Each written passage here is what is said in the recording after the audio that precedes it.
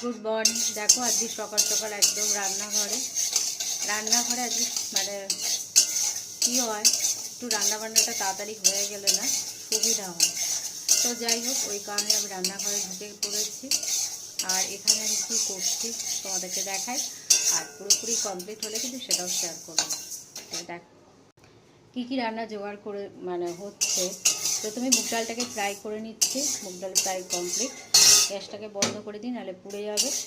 আর মুগ ডালটা ভাজা হয়ে গেলে এবার কি করব সেটাই ভাবছি। পটলগুলো তো কেটে রেখেছি, ইচ্ছা আছে পটলের একটা কিছু রেসিপি করার, দেখা যাক কী করি।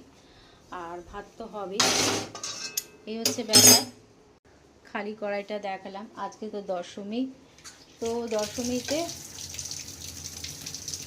এই হচ্ছে আমাদের রান্না বান্না। তো মুগ ডাল ফ্রাই করে নিলাম, মুগ ডালটাকে করব। আর পটল তো কাটা আছে, দেখা যাক কী করি। তো চলো এখনকার মতো ভিডিওটা এন্ড করলাম, কারণ ভাবলাম যে রান্নাঘরে ঢুকেছি তোমাদের সাথে একটু শেয়ার করি। তো এই হচ্ছে ব্যাপার। তো চলো এখনকার মতন টাটা, পরের ভিডিওতে দেখা হচ্ছে।